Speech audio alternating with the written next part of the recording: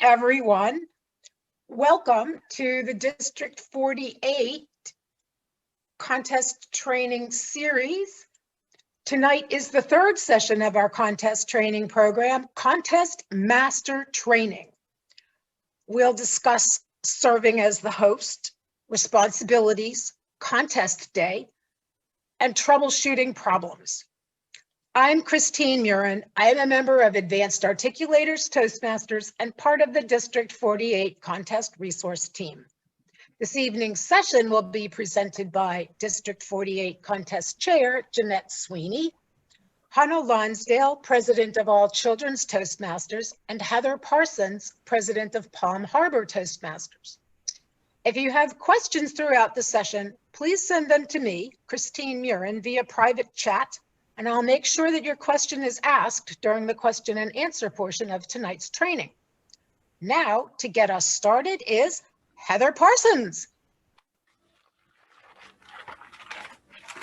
Hi, welcome everyone to Contest Master Training. Thank you for being a part of this important series. And on behalf of Jeanette, Hannah, and myself, we are very thrilled to be able to help you improve your club contest.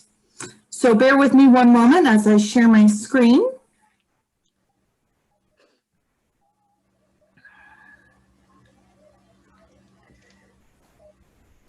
All right, let's get started. If you have not hosted a contest yet or served as a contest master, can you please unmute yourself and tell us, what do you think the contest master does? Any volunteers? I'll volunteer. Kyle? I think that the contest master is kind of like the DJ of the event. So kind of giving introductions and introducing people. Yes, that is right. That is part of what the contest master does. Thank you very much. Anyone else? I agree. The contest master is the MC that helps keep the contest moving along and basically make sure that everything is done orderly and timely. Absolutely. Thank you so much, Catherine. It's great to have everyone with us, and we're going to talk tonight about the contest master role. Now, what we are about to present to you today is a blueprint or some best practices. There is no set way to organize your contest. However, there are some ways that will work very well and in your favor. So we encourage you to implement some of the strategies that we'll share with you tonight. And as always, we stress this in all three of the series, in the contest chair series and in the chief judge series. We encourage you to consult with your club leaders who have conducted contests and served as the contest master. Get advice from them, see what they recommend, see if they're willing to be a partner to you as you organize your club contest. The contest master is the host with the most, or the hostess with the mostest. As Catherine and Kyle both said, the contest master is the master of ceremonies. They are the face of your contest. They are the Toastmaster of the night. They are the one that carries through your meeting. They also sometimes serve as the assistant to the contest chair. The contest chair may or may not delegate tasks to the contest master.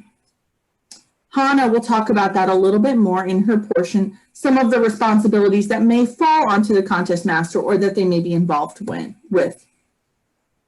There are 3 teammates who are part of the contest leadership team when you're organizing a contest, whether it's at the club level, area, division, district level. You have your contest chair who organizes everything. You have your contest master who is the face and the Toastmaster of the night. And you have your chief judge who does a lot of the logistics and manages your functionary team.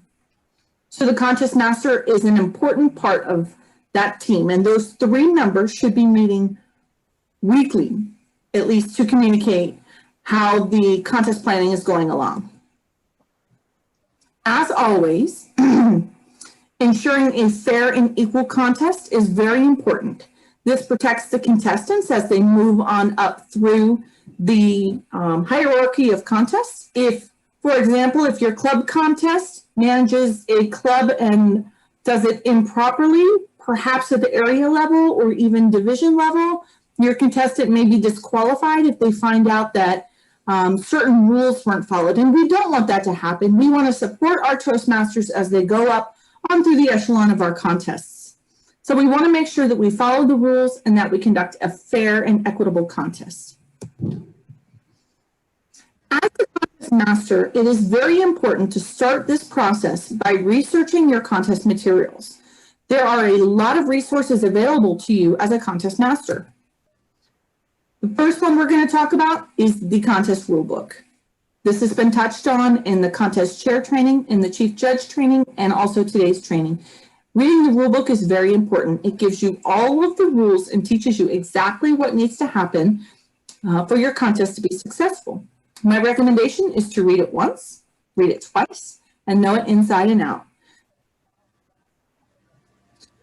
A second resource that is very valuable for you is the Online Speech Contest Best Practices Handbook. Developed by International to provide some more support to our clubs, our areas, our divisions, as we are embarking on virtual contests. There's a lot of, this is a wonderful resource. I highly recommend you download it and read through it. This will really help you steer your contest along the right course. And then a third resource available to you is the District 48 website. You'll go to district48.org, click on resources right here, click on resources, and then click on contests right here. And you will receive a lot of information that can help you with your contest. Contest scripts will be available soon. The speech contest rulebook is posted there, as well as contest planning documents here, and then information on our international speech contest and our evaluation speech contest. So take some time, look through this website, and make good use of the materials that are there to help you. And of course, if you have any questions about anything in the documents, feel free to ask your senior members, ask your president, your VPE, your area director, or another friend in Toastmasters. We're all here to support one another. I want to credit Mike Giglio with this phrase. In the online contest, we want to keep an absence of awkward. We don't want things to be awkward or quiet, and when they go wrong, it can be very uncomfortable and could kind of throw off some of our contestants. We really don't want that to happen. One of the ways we can ensure the absence of awkward is by performing something called a virtual handshake. I'm sure you've seen this before in a contest. Most people aren't even aware that it's happening, but it's a tool for the contest master. I want to make sure that if you're going to be chairing your contest, make sure you're doing the virtual handshake.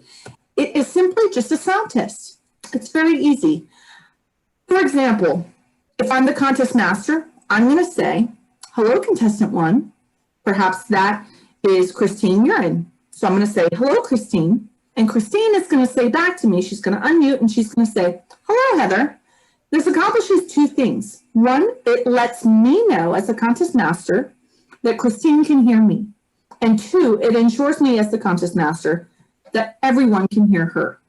This way, we're not starting speeches in an awkward way with perhaps being on mute and everyone having to say, Christine, you're on mute. That would be really uncomfortable. So we're going to ensure the absence of awkward by performing a very brief sound test for every contestant. As the contest master, you're in charge of that. And with that, I'm going to turn the meeting over to Hannah Lonsdale, who is going to talk about the roles and responsibilities of the contest master. Hannah.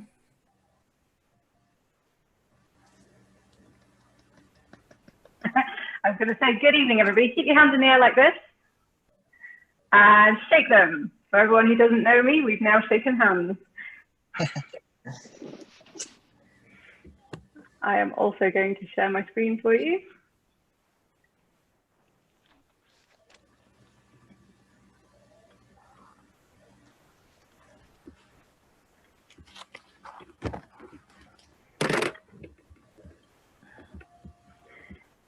It's my pleasure tonight to discuss with you the responsibilities of a contest master.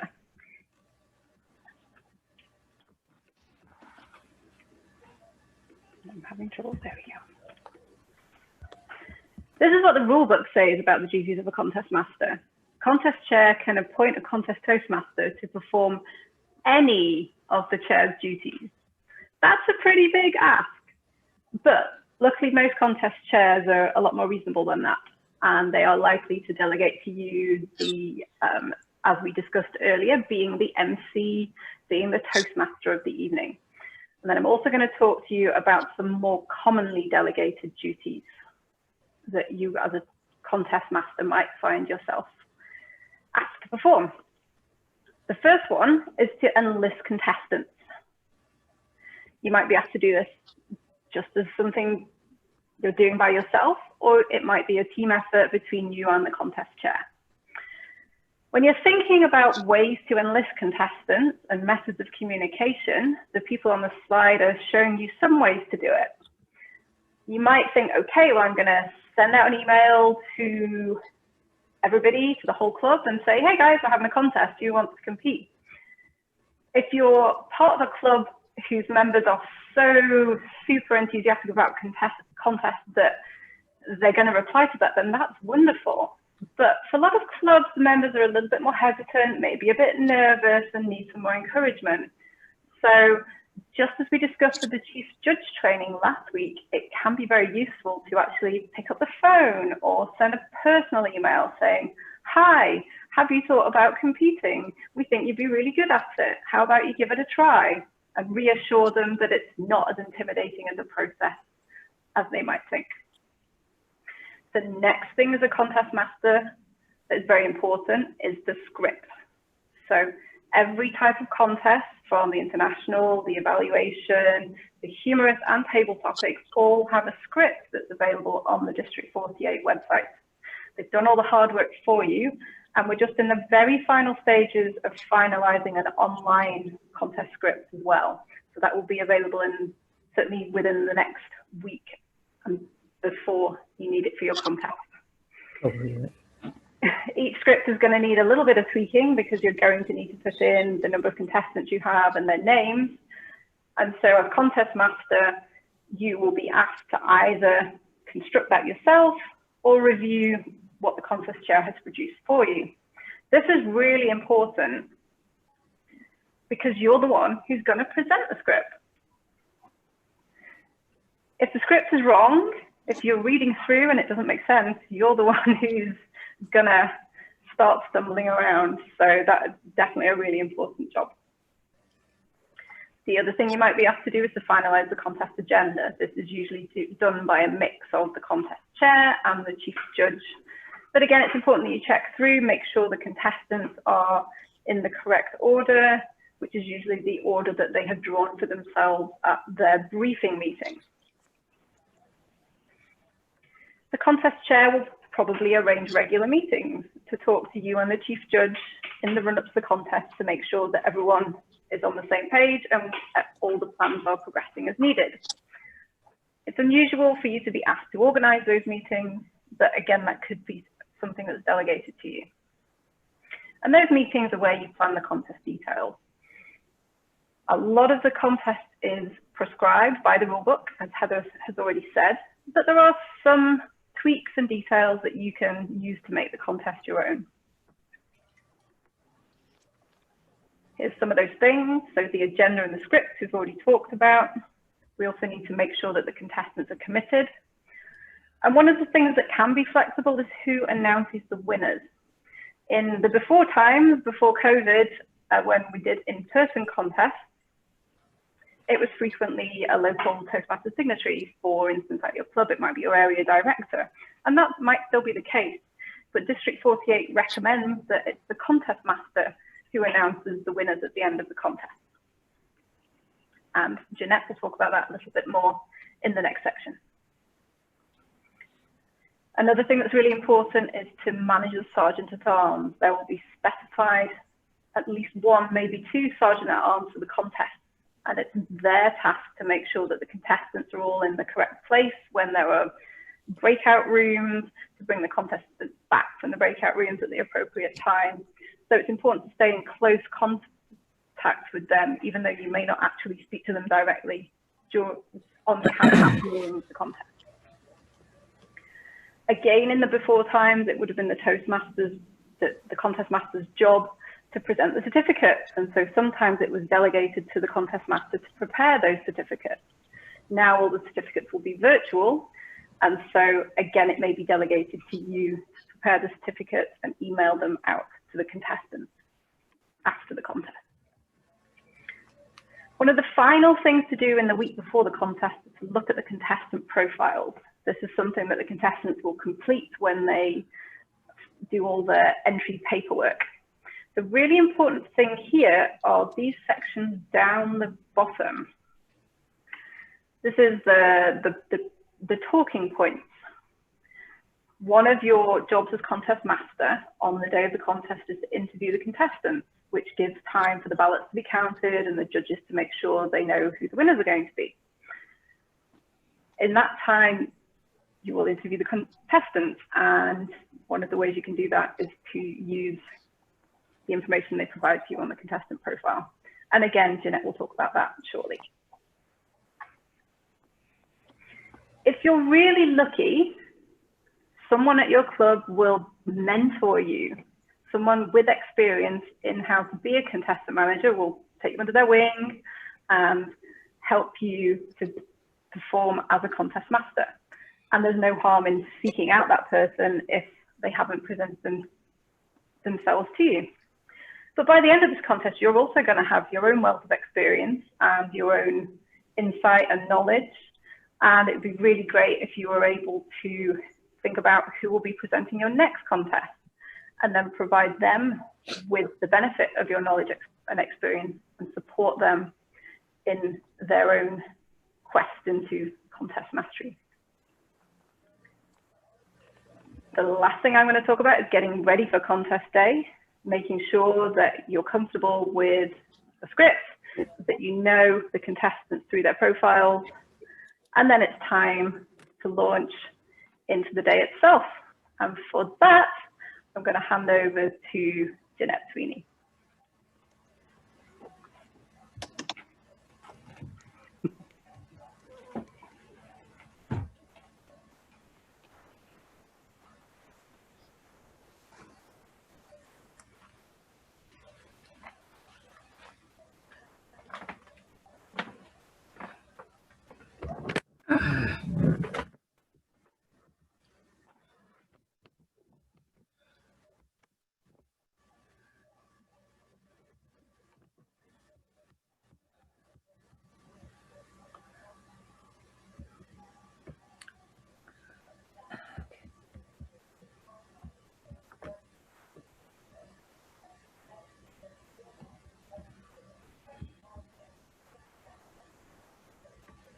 Jeanette, we see your lips moving, but you're mute.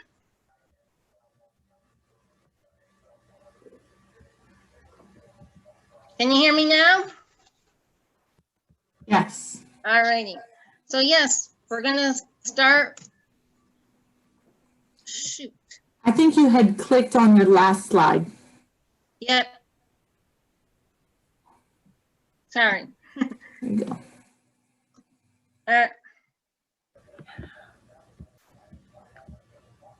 All right, I apologize, guys.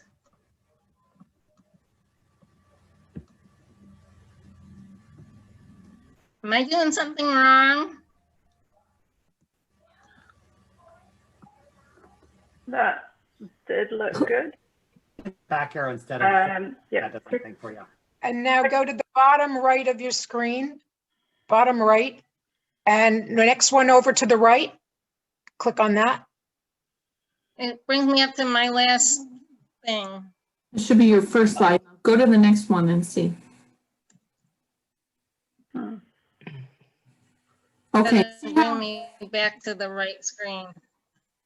Now click on I your guess I'll first just have slide. to do it this way. No, in the upper left-hand corner, the second icon in. But click on your first okay. slide first. It's not working. Try Hang on a second. Click on your There's something, first. Jeanette.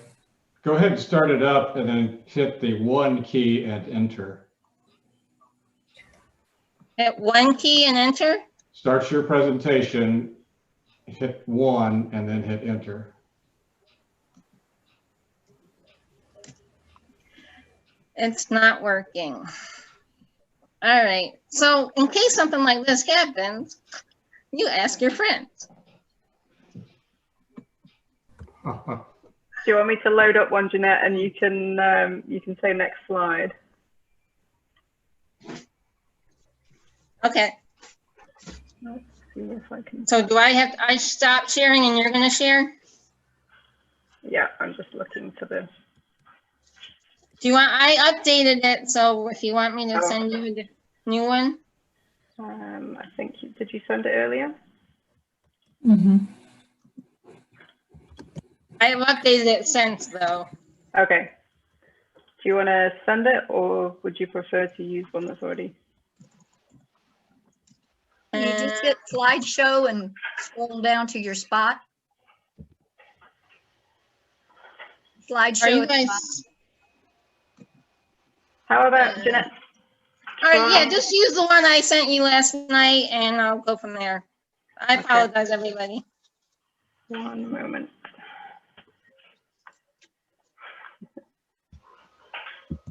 Anyone know any jokes? It's always good to have jokes for things like this.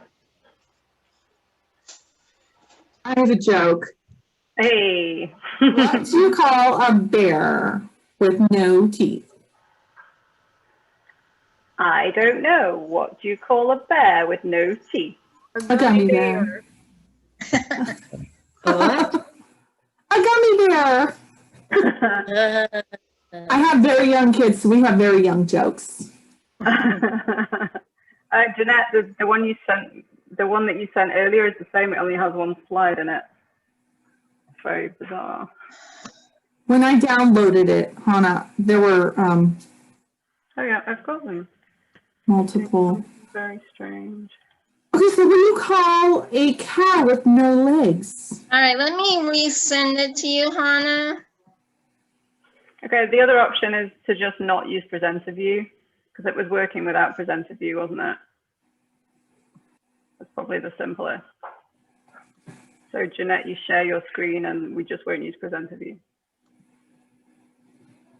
And how do I share it? Just like that. Okay, just like this. Okay. Alrighty. So I apologize for the interruption. So yes, now it is contest day. Are you ready?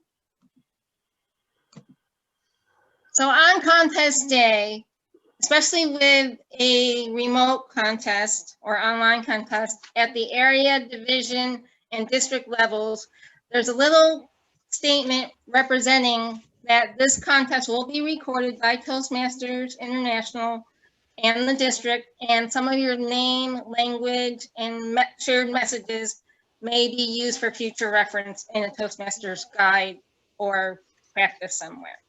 So you should read that in the beginning when you're introducing your house rules and introducing the purpose of these contests. So there's a short version of it here, just part of it, but I created the link to where you can find it on the online speech best practice form that's listed on TI's website. And that's like a summary of the whole rule book, but you still want to retain using the rule book as your guide. This is just a guide to get you through some troubled areas in the Toastmaster online contest. So you wonder, what do you say or what don't you say? Well, you don't have to worry about that. We have scripts for you. And though, again, as Hannah and Heather mentioned, they will be online on our district website very soon. However, there's some guiding, there's different sections to read.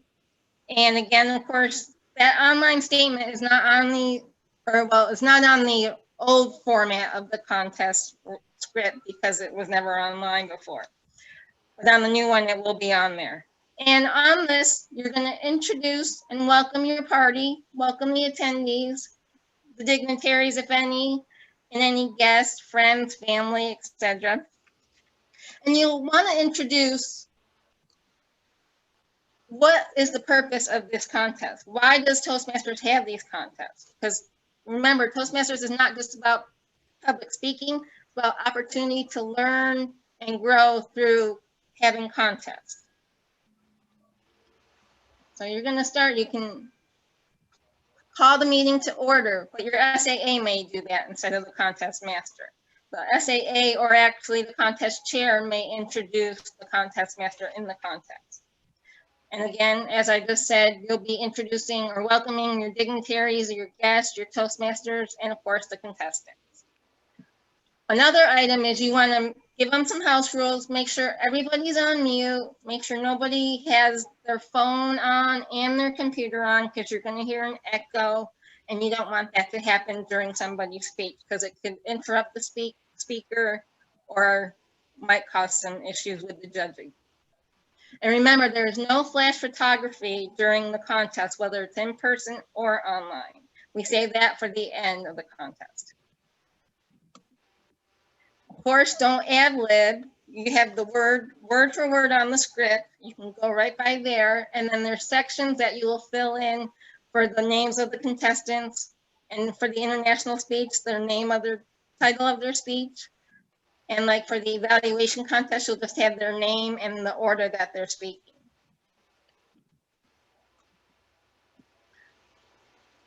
And then there's that moment of silence. That's like the longest minute of our lives. After you do all the house rules and talk about the purpose of your contest, and before you introduce the first speaker, there's going to be 1 minute of silence. And then there'll be a continuous minute of silence, 1 minute of silence between each speaker. And that helps let the judges guide their ballots and do their ballot judging. I don't know what I'm doing. Again, you still have that script in front of you for every part of it. But if you have trouble like I just did, you may want to find a jokester in the group to partake in joking around while you're getting ready for your, or filling in for your little glitches and what have you. And you can call on Heather and Hannah. They've got great jokes as they just presented. So the SAA and the evaluation contest, they're going to make sure everybody, all the cell phones are silenced, the room is quiet, and they're going to set expectations for the meeting.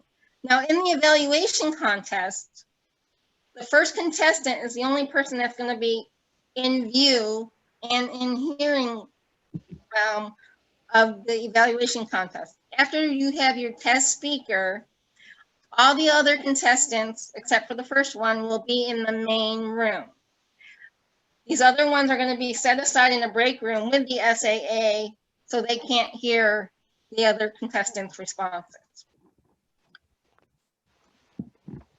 So yes, the SAA will be using the breakout room along with the chief judge and ballot counters a little bit later in the contest. Again, the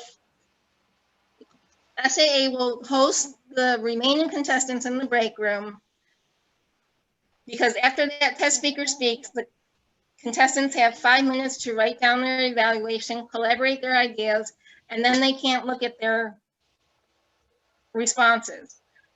They have to, we request them to put their hands up after their 5 minutes is up, and the SAA will be handling that part while the team, the other members are in the breakout room.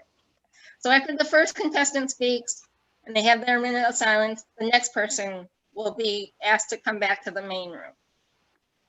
So again, we don't want them to rewriting after their 5 minutes. We're going to treat it just like it's an in-person contest with the same applicable rules, but we just handle the part that they can't continue writing a little differently. All right, so you have your contest. And then also I want to mention before I go into the interview part, during the international contest, all contestants can remain in the same main room online. They can hear each other's speeches. They don't have to go hiding in another room, so they can stay and remain in the main break or the main Zoom room that you're in for the actual contest. So after the contest and your last speaker speaks, what are you going to do? We know the chief judge has to collect the ballots and bring his team of timer and ballot counters to another room to collaborate the ballots from the judges and find out who our winner is. While they're doing that, we want to know about our contestants. Where are they from? What do they like? What club are they from? So we're going to start asking them some questions while we're waiting for the analyzing of the winners. So you're going to speak to the contestants during the interview process. But if you have two at the club level, if you have two contests in one day, you're going to want to wait and hold on to those interviews till both contests are completed, because you may have more than one contestant in both contests, and that way you don't need to know what information they have from their personal during the interviews for the first contest. That way you don't know anything about them during the second half of the next contest. How to conduct the interviews. Again, as Hannah showed in her display, you had a copy of the speaker bio or the speech contest profile. You can take questions from that, from their favorite hobby or favorite interest, or an inspirational quote that they request some information on. And hopefully you will have those forms in advance, and that way you can collaborate your ideas for your questions ahead of time. But also, and there again, I still have the contestant profile, and here we have Dean Simmons from KISS as our contestant. There's a few other questions I'd like to ask him outside of his realm of music, but you know, it is what it is. So here I have an established amount of some samples of questions. First of all, Toastmaster advises you can ask Toastmaster questions. What brought you to Toastmasters? What club do you represent? And why did you join Toastmasters? And if you don't want to use them and you want to get more in depth with your contestant, you can ask them again whatever their favorite quote was. And I put an example, the way I see it, if you want the rainbow, you've got to put up with the rain, by Dolly Parton. Why do you like this quote? And then the contestant would elaborate. And then if they have a favorite interest or hobby, football. Do you play football or do you watch football? And maybe ask them what their favorite team is or something like that. So again, you're going to host these contest interviews at the end of both contests at the club level, as well as both at the area and division level. But if you have a larger club and you have your contest in two separate meetings, of course, you're going to ask them at the end of each separate contest. And you're only going to need, hopefully, to interview those people one time. Hopefully, there's not a long time where the chief judge and ballot counters are tabulating their ballots to find out who our winners are. And then our favorite part of the meeting, announcing the winners. Y'all wonder how we do that. Well, I'm going to tell you. With 3 or more participants, you're going to announce the winners in reverse order. You're going to introduce the 3rd place winner, the 2nd place winner, and then the 1st place winner. And of course, we all want to do that wonderful drum roll that we all do online. And if you have contestants with 3 or less, you're going to announce the winner for 2nd place and the 1st place, if applicable, because some contests may only have 1 person, especially at a club level. Announcement of winners is final. And again, make sure you announce them in 3rd place, 2nd place, and 1st place. However, make sure the chief judge gives you the results in the right order as well, because sometimes they might write 1st, 2nd, and 3rd. You want 3rd, 2nd, and 1st, so you read it in the correct order. Of course, again, if there's a mistake, what happens? What do you do? Well, the chief judge, the ballot counters, or the timers are permitted to immediately interrupt the contest master or who's ever announcing the winners to correct the error. And just to guide you, benefits of having a contest, especially a club contest. Contestants get experience and get education. It's almost like preparing a speech at your speech club, and you get another evaluation from many members by their gestures on their faces and the sounds that they make at a contest if it's a live in-person contest. Most of the time, TI refers to having all video shut down in an online manner because sometimes it might interfere with the connectivity depending on how many people are on the online format. Coordinators, they become a resourceful and become a project management team. And you work with each other so you have a team collaboration, which is great and excellent for other businesses and stuff. The club, it's a moment of truth. You're putting those items in action. And then you get a program quality to decipher how well you handle your meetings. And of course, the audience, your quality showcase and inspiration, you might entice some of your members who are guests, who are not Toastmasters, to come and join Toastmasters. And then, of course, at the end, just have fun. That's all we all are about. Toastmasters just want to have fun. And now I will transfer it over back to Heather for some interaction activity.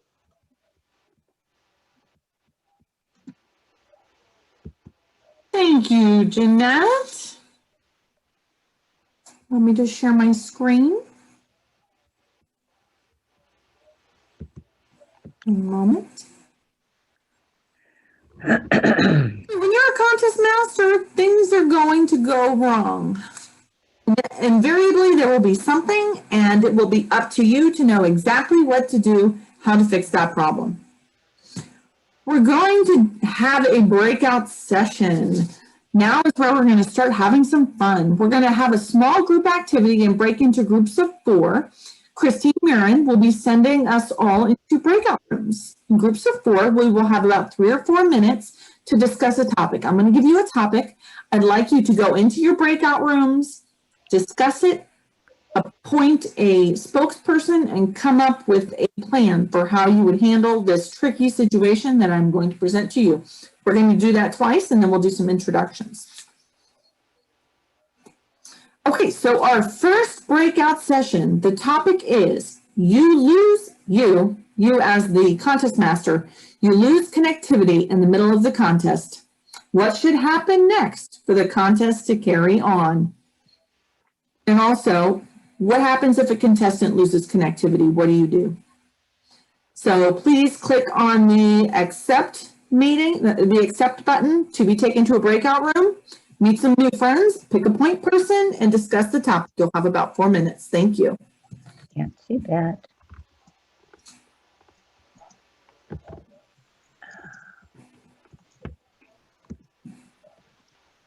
And if anyone wants to know the end of the joke about what do you call a cow with no legs, the answer is ground beef. I have a 6 and a 9-year-old. That's the level of our jokes. Oh. Why do flamingos stand on one leg? Shirley, is Shirley not, where did Shirley go? Because I see her not joined. Shirley. Okay, I thought you were going to have several different questions in breakout rooms, so you can send it to me again. I'll do it.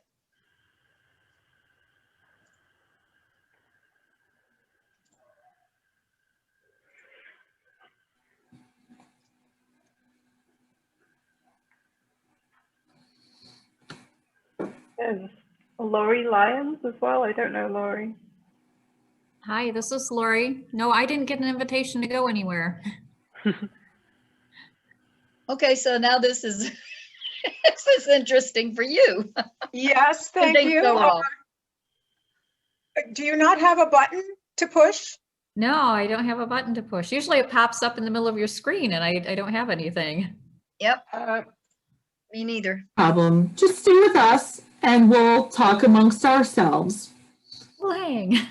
Shirley and Lori, what would you do in this situation if you lost connectivity? Or what do you think the club should do to continue your contest? Well, I have a backup plan for that one. It's actually the other question. I can't wait to hear what people come up with because we've been batting that back and forth and we can't figure it out. I said for the contest Toastmaster, our plan is we have a backup person.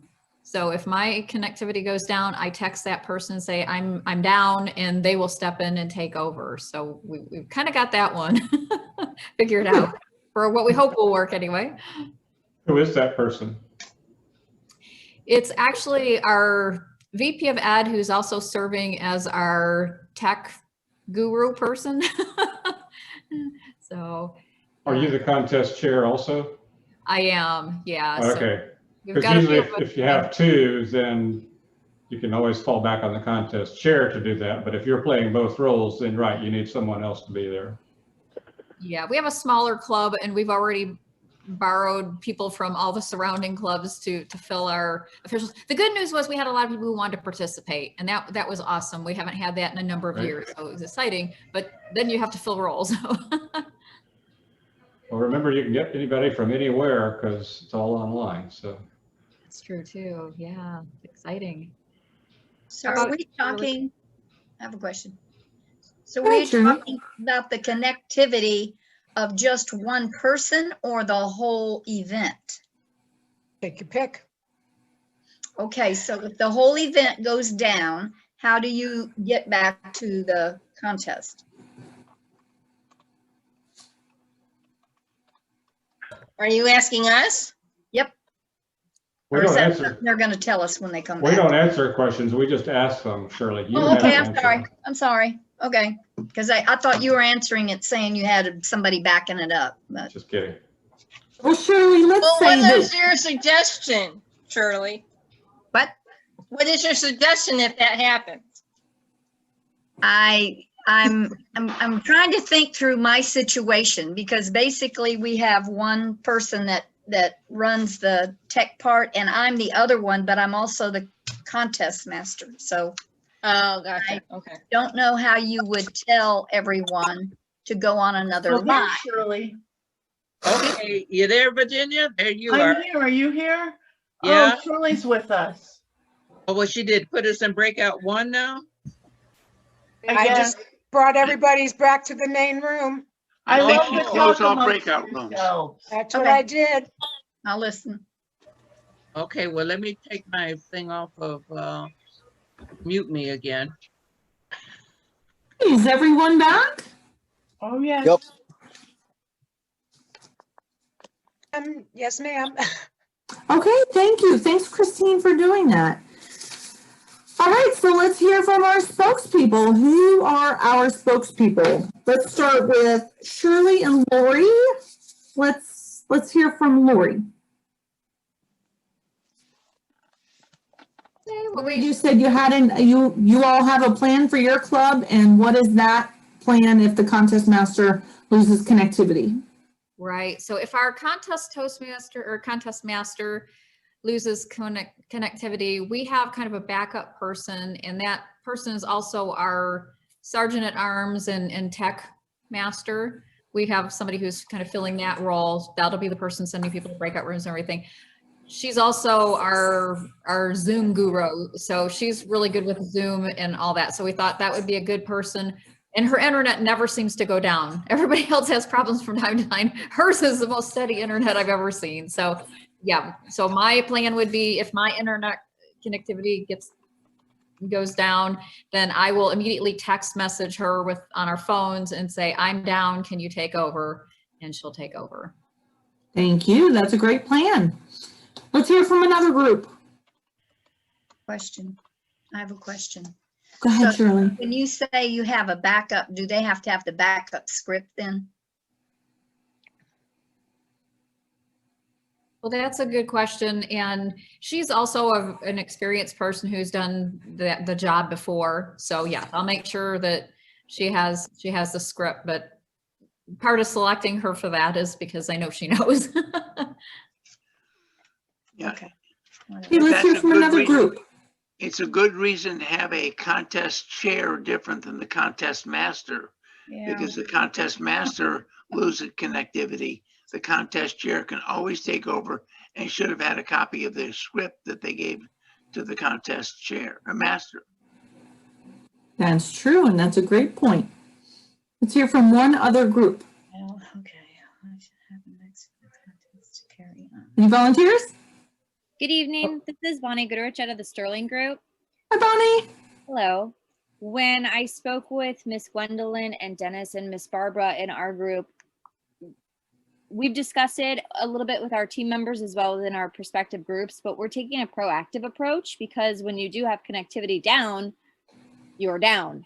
So what we have decided with ours, or what a good idea would be to, at the beginning of the contest, or even during some of the contestant and brief meetings and preparation for, that if someone goes down, that they can text any of us via phone with it, or they can have 3 minutes to reconnect.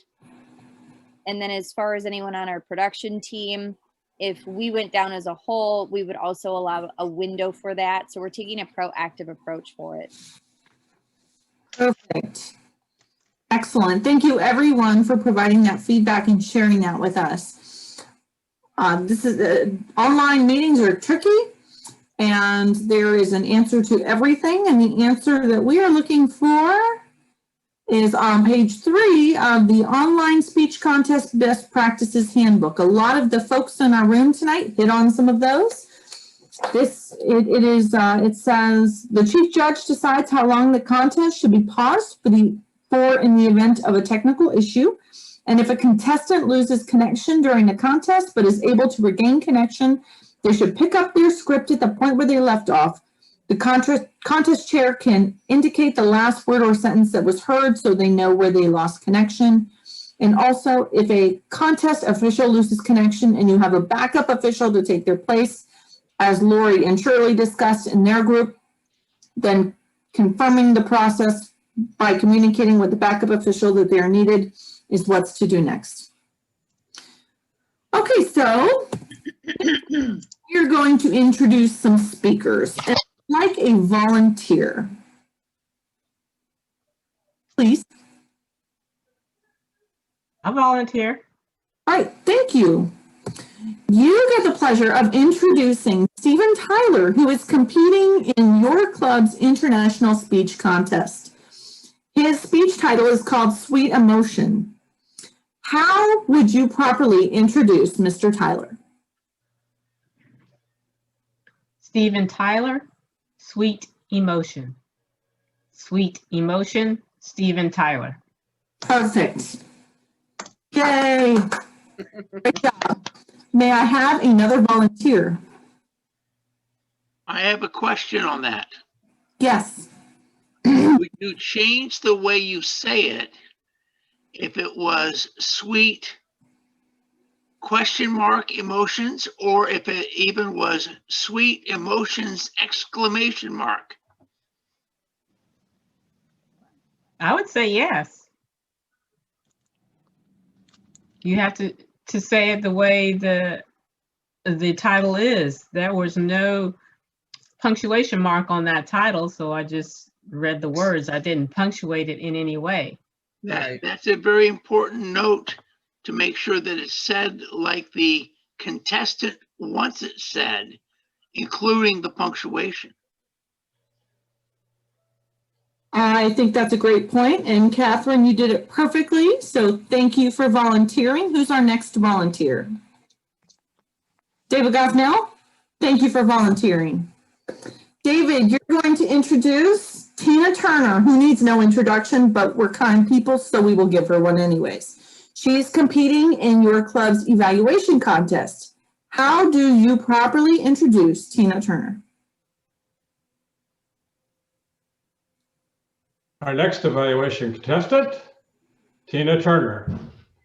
Tina Turner. Perfect. I would like one more volunteer, please.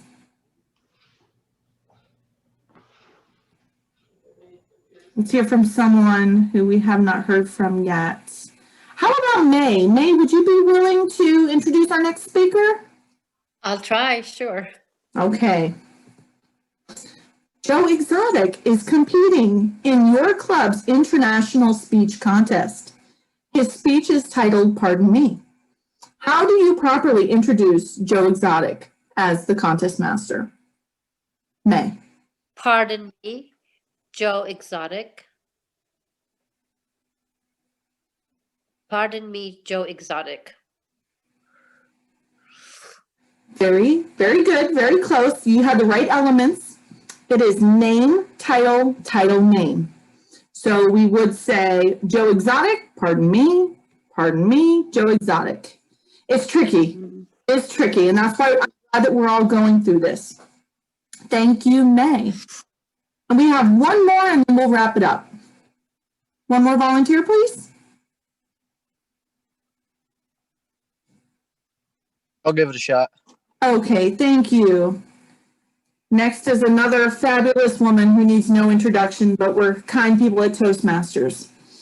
Margaret Cho is competing in your club's evaluation contest. How is she properly introduced? Next for our evaluation portion, Margaret Cho. Margaret Cho. Perfect. You all are ready for your contests. And now we'll move into the question and answer portion of tonight's training session. Christine.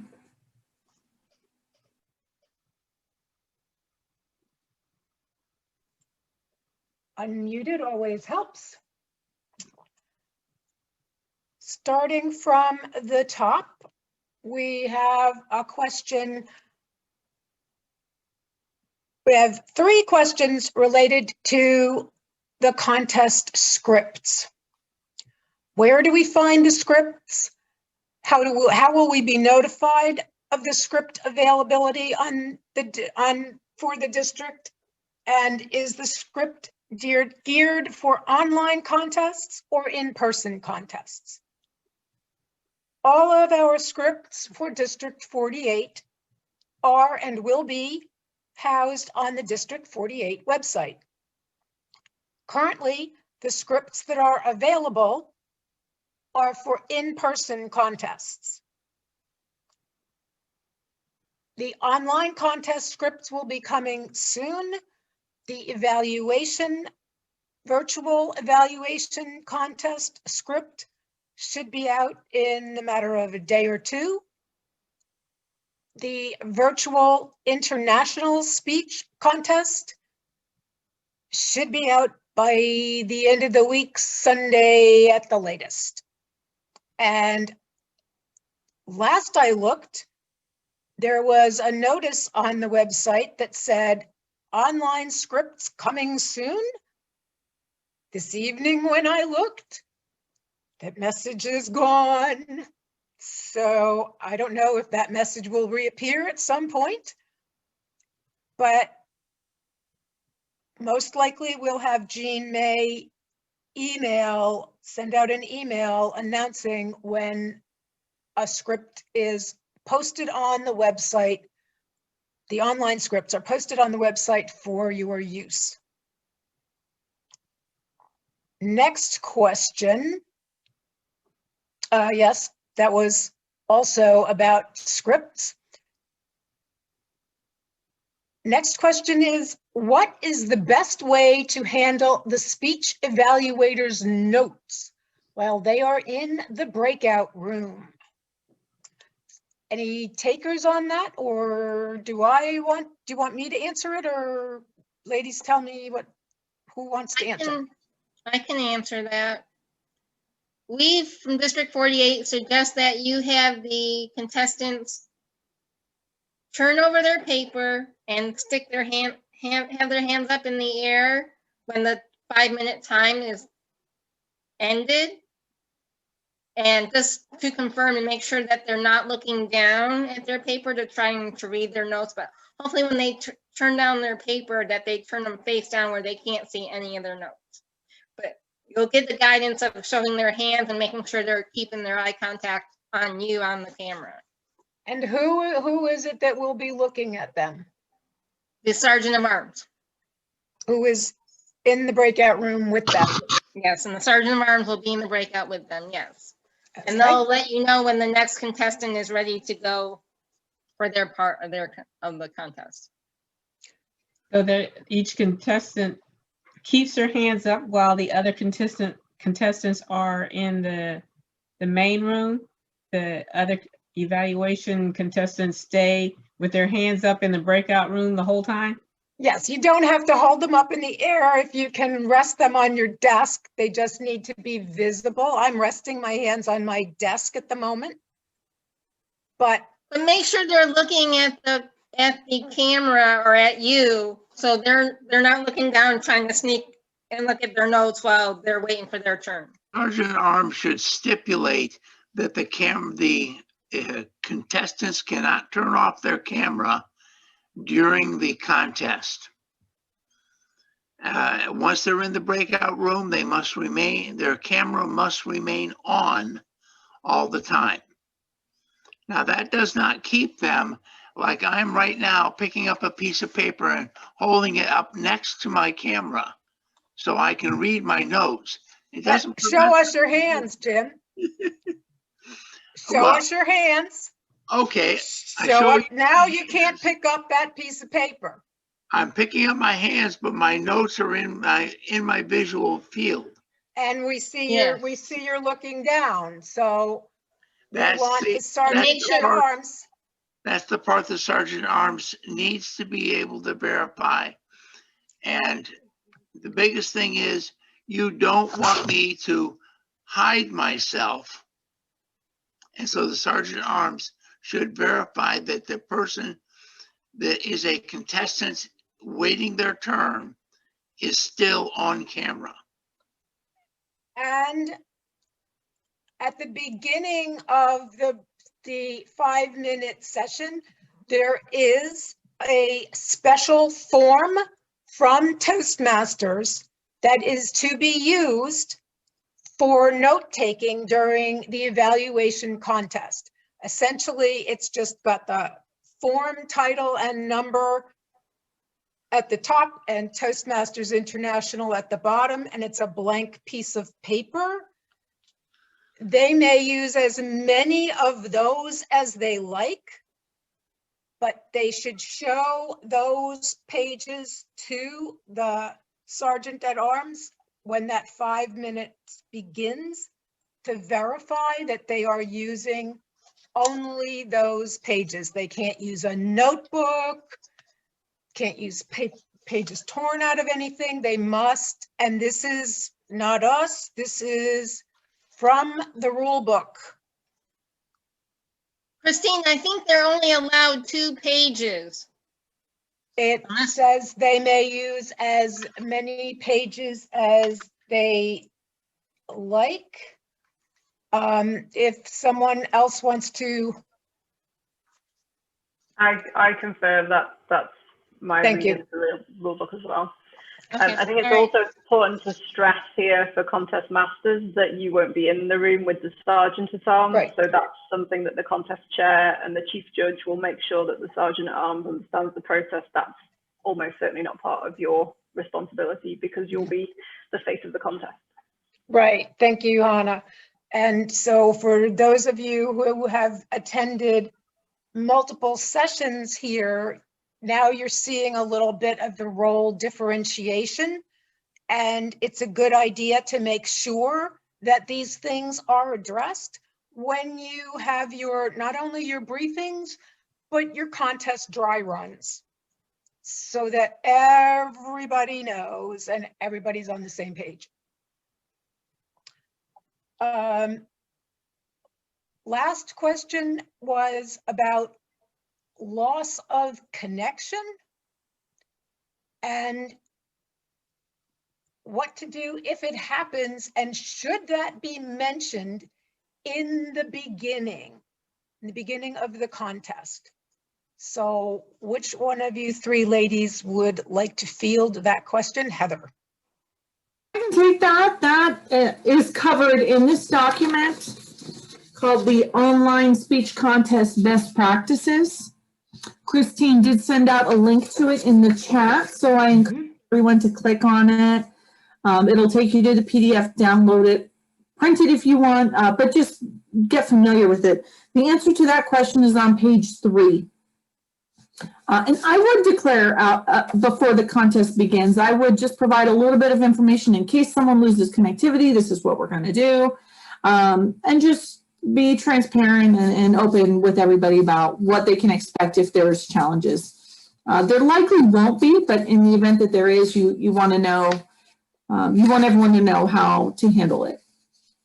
And that's also something, so that's for a reminder for all of your contest participants, a notification to your audience, and is another one of those items that really ought to be covered in your contestant briefings and any dry runs that you have, so that everybody is constantly getting the same message and everybody knows what's going to be done. So decide, have your chief judge and your contest chair decide on those measures before they even start having meetings and dry runs. Absolutely. That's a great point, Christine. Question, May? Yes, Heather, what is the rules if a contestant loses connectivity? It says the chief judge decides how long the contest should be paused for in the event of a technical issue. So Heather, when you talk about being paused, does the timer stop, or does the timer continue their time for the 5 to 7 minutes? Excellent question. That's a very good question. I'm going to defer to David Gosnell on that. David, he is the man all about the rules. David, Well, on this. In this particular case, if a contestant loses connection, the timer should stop the time right where it is as soon as they realize that they've lost connection. In my opinion, the chief judge should make the decision about how long the contest can be paused well before the contest starts, so that contestants can be told during briefings, like somebody just said. So everybody should know, is that 2 minutes, 5 minutes, 12 minutes, 3 days, whatever. So, so basically you want to give the contestant a fair chance to get back on. But the rule states that once that time is up, basically that contestant's time is up. Mm-hmm. And so I know someone asked at one point, and we asked Toastmasters International World Headquarters, what could you do if somebody lost connectivity? Could you go on to the next contestant and then come back to this person once they got on? And the answer is no, you can't do that. This person has whatever time you've decided to get back on. If they can't get back on, then basically they've finished their speech at that point. Okay, if they do get back on, then the contest master is supposed to basically say the last phrase or the last sentence that everybody heard before they lost connection. And I believe they get an extra 30 seconds of time as well. So they start where they left off. Yes. And then the time continues on for the 7 minutes. Yeah, but and I need to go back and check that rule, but I believe they actually get an extra 30 seconds. I could be wrong about that, but it's in the rule book. It's not in the rule book. It's on the online best practices book. So then that could even make theirs go 8 minutes. Right. Right. If that's the case, then we get up to 8 minutes, not 7:30. Right. Okay.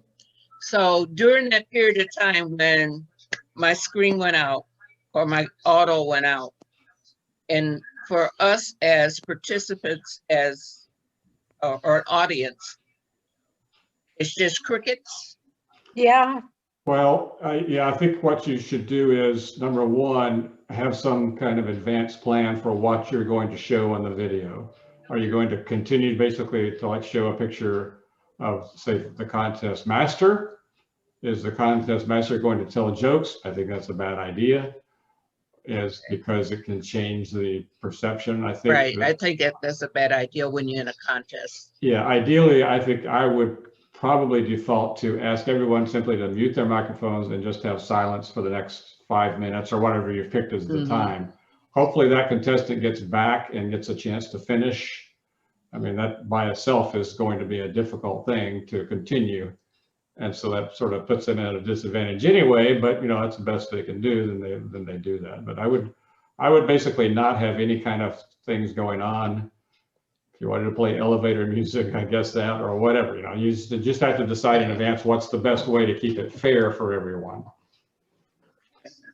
You know, one thing you could do is you could, for example, you could chat to the sergeant, assuming you're using Zoom, but chat to the sergeant at arms that's in the breakout room to let them know that there's been a delay because the contestant lost, so that they're not wondering why is this taking so long.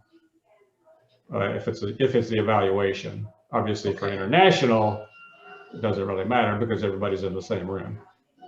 Okay, and then but table topic, this is a little bit different. Okay.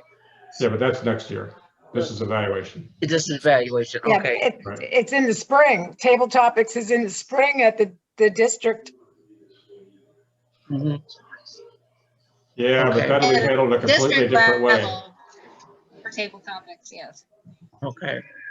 Just kidding. Yeah, Okay. good point.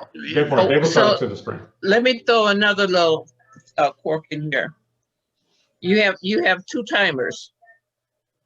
You got your one with your either with your lights, and you got one on a phone or a stopwatch, etc. When this all happens, I almost think it would behoove just to have like a third timer, someone is just timing straight through so that they can catch that break of time. I don't know. Well, that's I'm going to be that's the devil's advocate right there. That's what you have to do. You're right.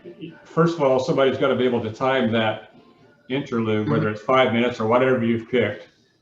I think I would probably use 5 minutes personally, but it's totally up to you and your contest. You get to choose what it's going to be. I wouldn't go past something like 10 minutes because that's too long. A long time.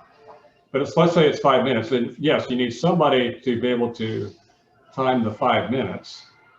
And they need somebody to make sure that they stop their clock right when the contestant lost connectivity. Now, one way to do it, you're right, is to have a third person doing it. In my opinion, the chief judge is not a bad person to do that because they're really not supposed to be doing anything at that point other than watching the contest.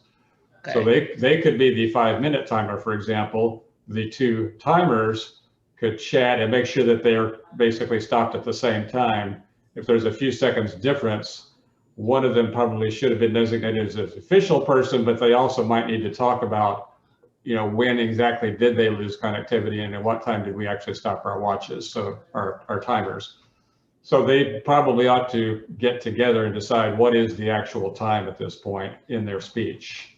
Okay. And then you could have the the chief judge, you could have someone else, the contest chair could be doing this if you've got a separate contest chair and contest master. But yeah, figure somebody out who's got the time, could even be a sergeant at arms. Okay. And make sure somebody is going to be able to do that. Because you're right, you've got to time two different things, not just the speech, which we'll pick up when they come back, but the 5 minutes to make sure it's within the time period. Okay. So you would agree that all of this should be talked about kind of in the plan before you even get started? Well, no, I really think people should just go into contests without discussing any of this stuff. Okay. Just wing it. Yes, I think the more you plan, this is what I said last week at the judges training, the more you plan and the more you prepare, the more likely you'll be able to have a smooth contest even when things go south. Okay. Totally agree with you. Thank you. Sure. Yeah. Yes, May. I just throwing this for you all guys to think about it. Wouldn't you think it's good to decide on the time so everybody have standardized time across the district? Even if you want to try it on the club level, maybe you want, I'm just saying, this is for you all to think about.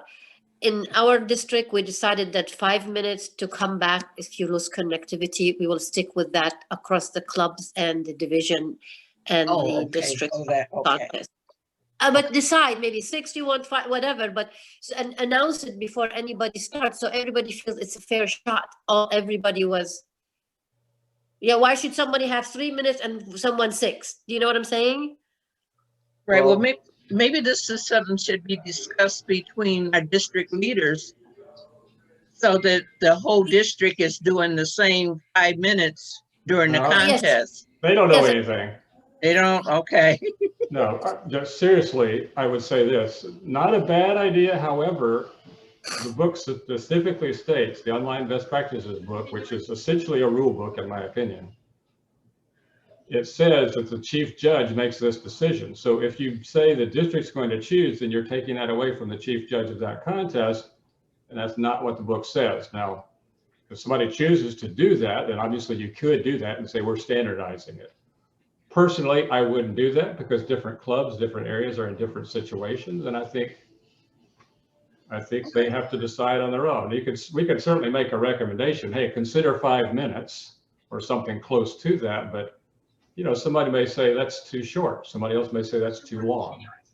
But I think what May was saying, at club level, if we do 5 minutes, then you get to a district one and they wanted, and then the chief judge says 3 minutes. Oh.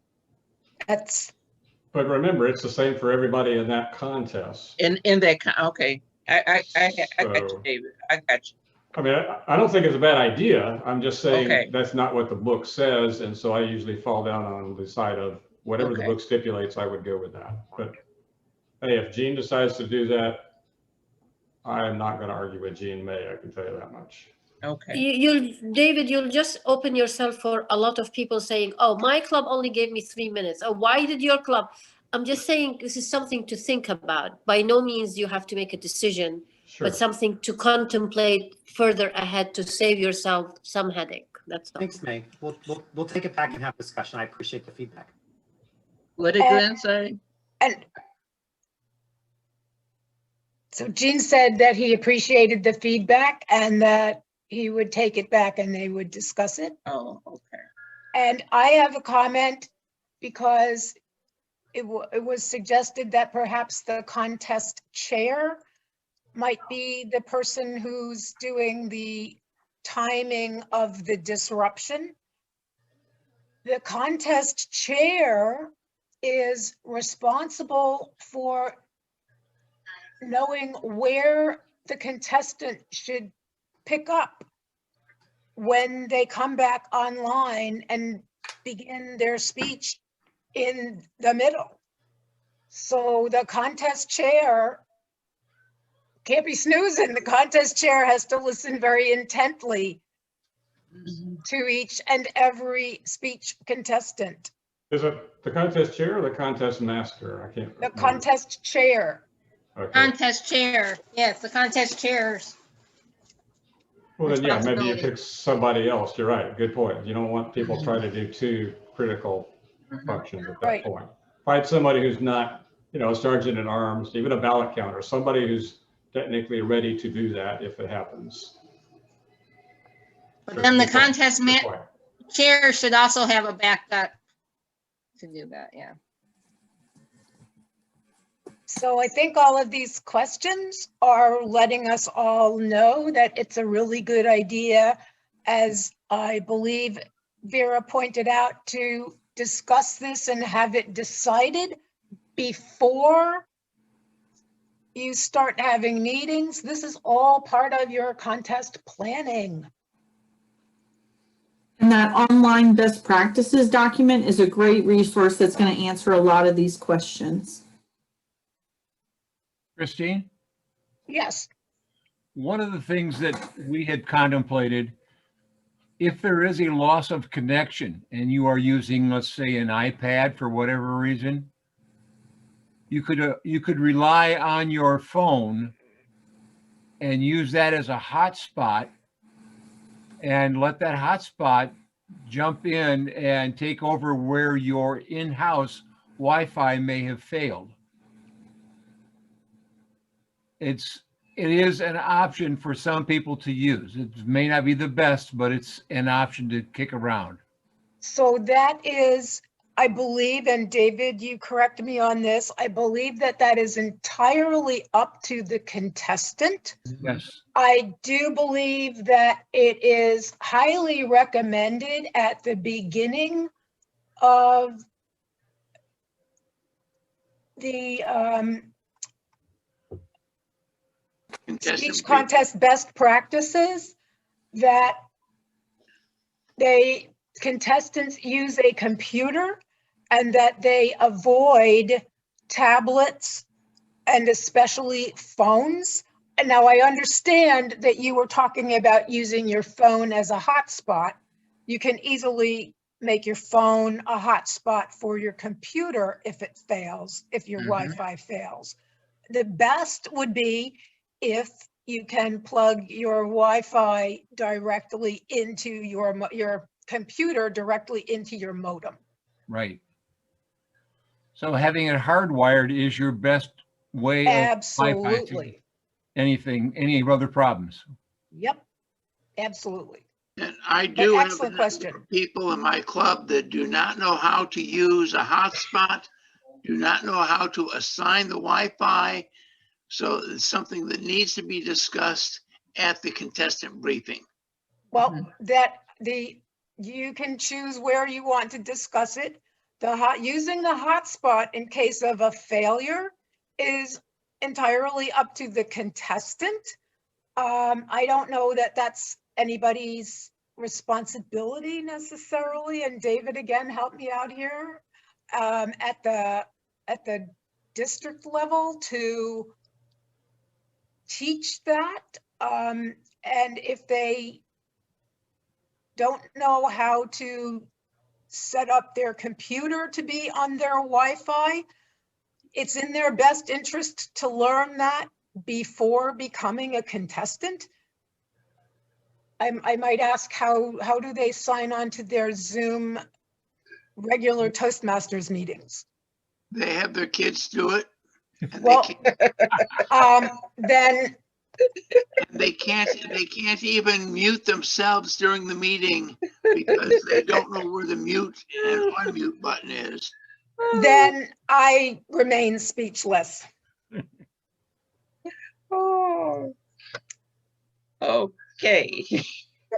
Anybody else have any suggestions for those people who are that challenged? Because this is a little bit more advanced than an average Toastmasters meeting. There's a lot more at stake here. And we want to talk about fairness to contestants across the board. Right. So are those people contest eligible from a virtual standpoint? And I understand that that's not in anybody's rule book, but I'm just putting that question out there for people to ponder. Well, I have been in favor of setting up a location for some of those people that they can use equipment that's set up for them so they don't have to have their own equipment in their home. But again, that's against the rule book. Yep. Sorry. But if I do not have any equipment that can handle a contest level, does that mean I cannot compete because I don't have the money or the equipment to set up the money or to set up the equipment, or if I don't have the equipment, then I cannot go to your house and use your equipment to do my contest speech. That's what the rule book is saying. Why not? It doesn't say you can't come to my house, but You can go to the other, somebody else's house. It doesn't say that you can't come to my house, Jim, and you can't use my equipment. But what it does say is that Jeanette, as my division director, cannot set up a location with a computer and set it up for you, Jim Ellis, who desperately wants to give an international speech contest worthy speech Well, because you don't have equipment. remember, the rule book doesn't have Jim Ellis's name in there.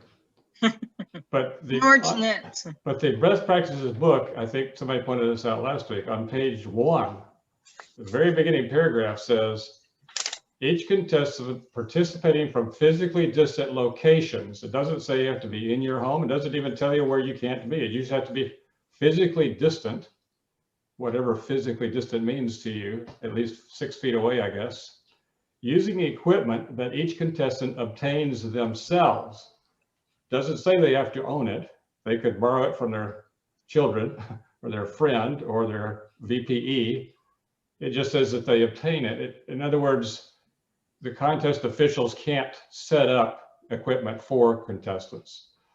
I think according to that rule, it does leave the leeway that the contest officials could set up a room and say, here's your room, bring your equipment in and set it up and you can go from here. I think that's perfectly allowable based on the way I read the rules. I could be wrong, but that seems like the way it says it. So but a division director or an area director, a leader in the district cannot.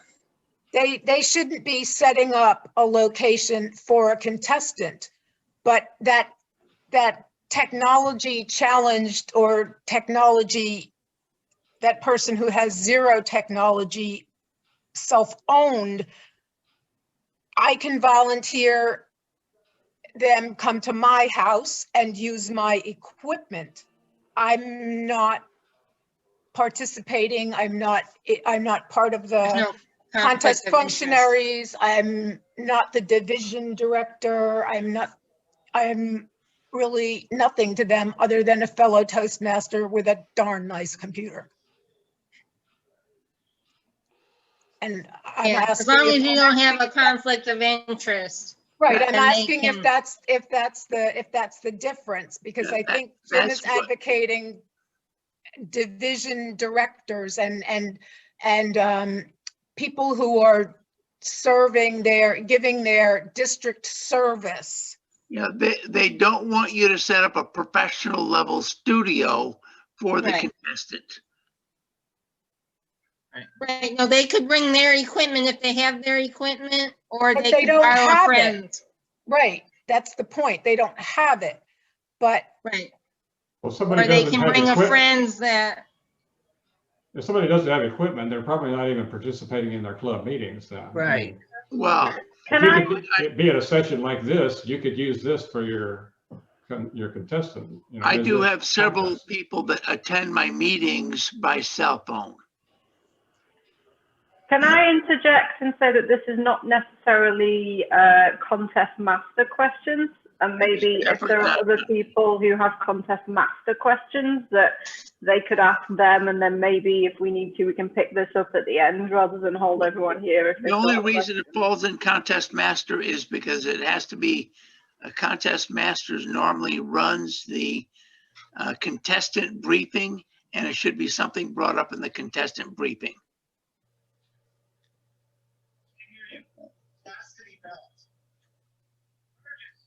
Well, it's certainly true that at some point somebody may have to make a decision, either in advance, here's what we're going to do, or when things go south, how do we make a decision? So yeah, certainly the more that your contest leaders talk about it, refer to the rule book, ask an expert, go to world headquarters, whatever, you need to get resolution before you go forward.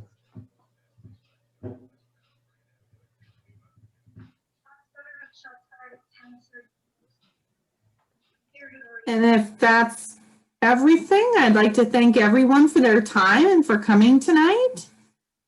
Thank you for this. Answer my questions. I'm sorry? I had a lot of questions. Christine. Oh, wait. Can I talk to you later then? I found them. Okay. Can the contest master tell jokes whether there's a lull? And I think the general consensus on the meeting this evening was that it's probably not advisable because it may change the perception and the level of attention of your audience. So probably polite silence is better. Let's see. Read down. Yeah. Where's the next one? Let me pull this down so that I can see it.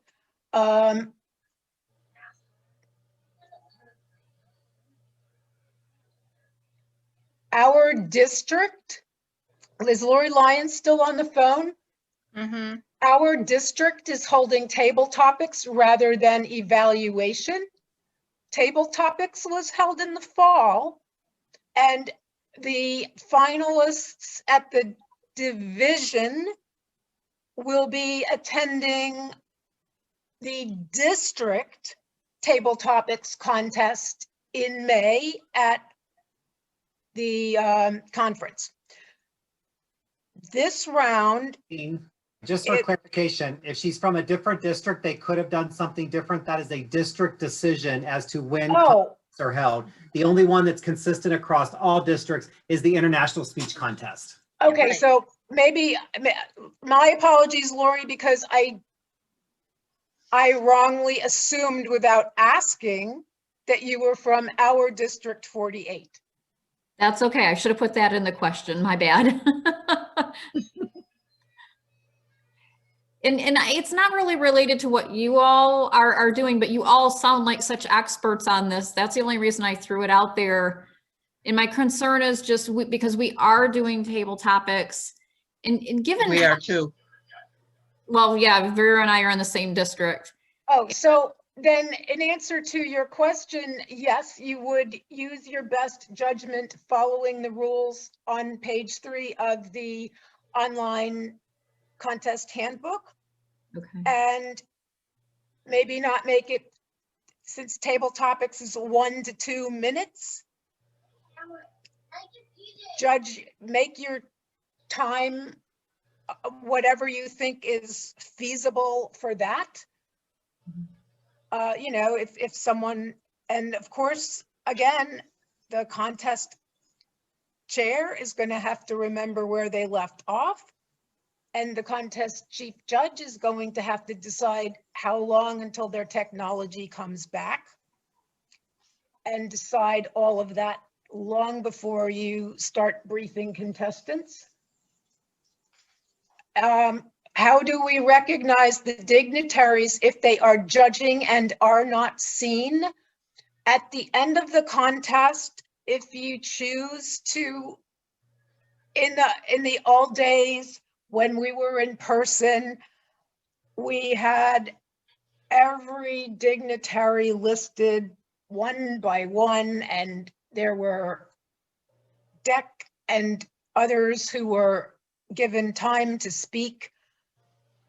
I think that during these virtual times, what I've seen is that people will simply, contest master will simply ask, after they've introduced those deck members, of which there are 3 and 3 only, then we ask for DTMs and raise your hand and give a round of applause.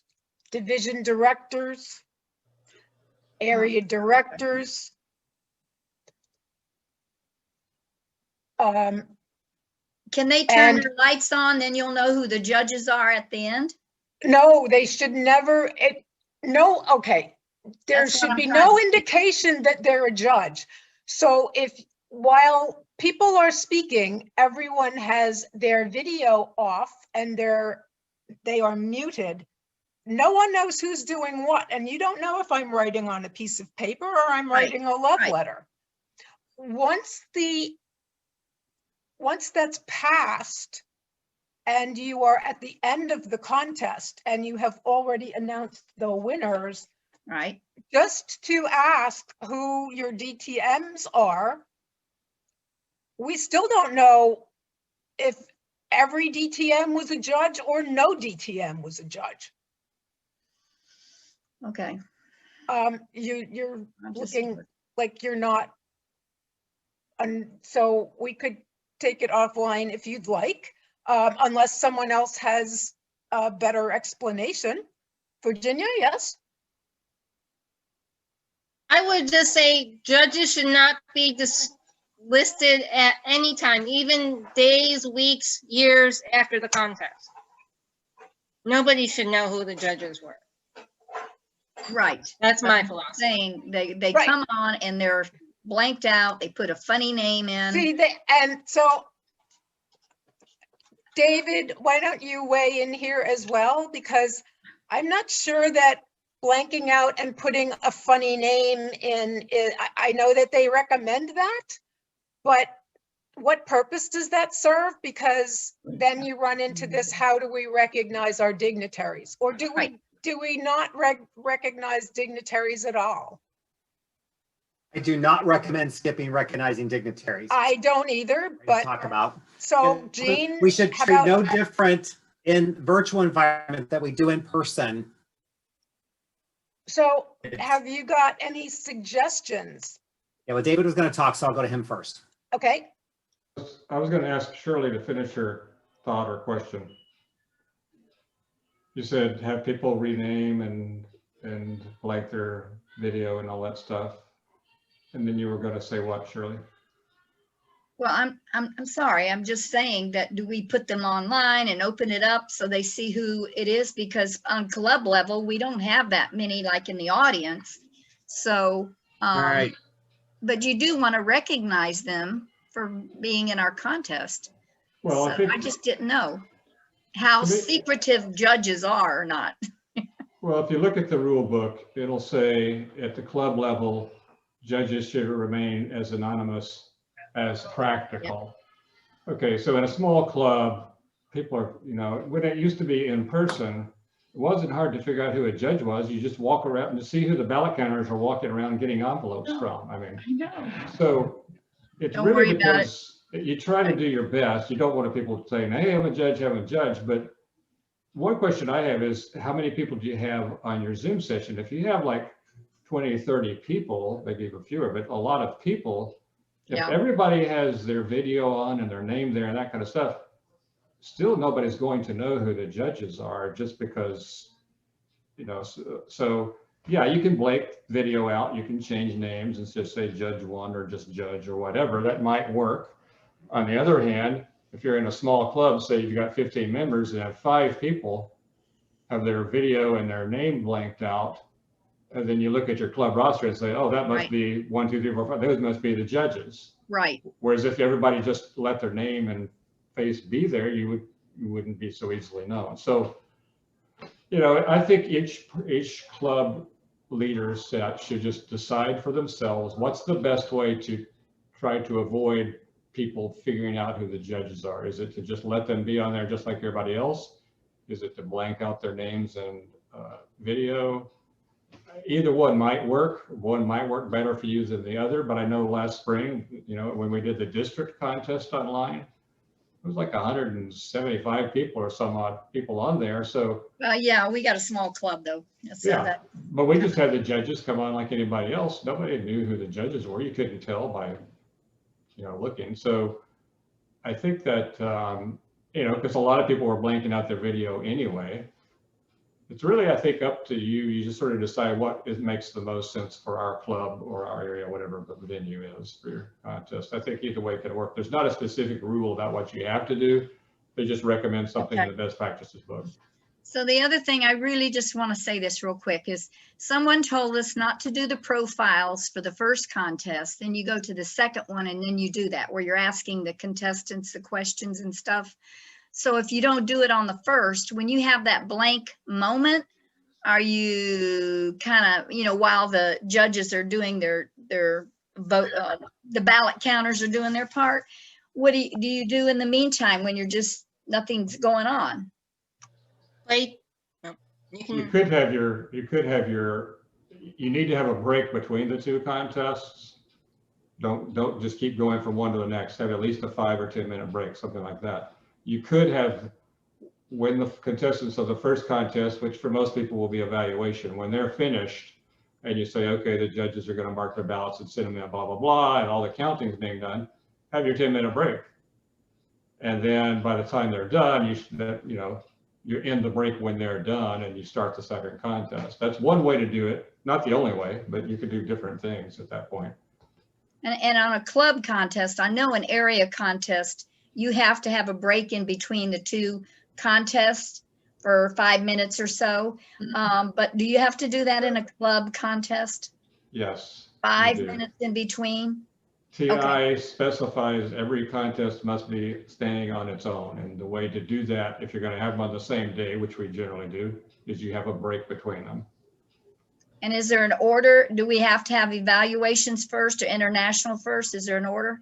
Yes, you have to do exactly what I say. No, you can do it either way you want. Some clubs I found out like to do the more important one first, to be international in this case. Okay. Fine. It's up to you. Okay, No, thank you. Yeah. And I think the last question I had is that flyer that you kind of had, you showed on one of the PowerPoints. Is that going to be available on the district? I know they have a humorous contest flyer, and I think that's important to show the people at the beginning, the names of everybody. The But the one you agendas, had was simpler. Is that going to be on district for us to download? the agendas Yes. for all of the contests Yeah. are available in several formats on the District 48 website. But I will tell you that all of the ones that I've looked at in the past 2 or 3 days have content on them from 2019. Yeah. So you would have to update them. Well, I've done that before in the area contest, but okay. But we're having to use the humorous one and then just update it, right? No, there's 4 separate agendas. Okay, I just haven't found it, I guess. Yeah, it's not easy to find. And one of them, I think, even looked like it was not named correctly. But if you looked at it, when you opened the document, it was what you were looking for. And I can't remember which way it was.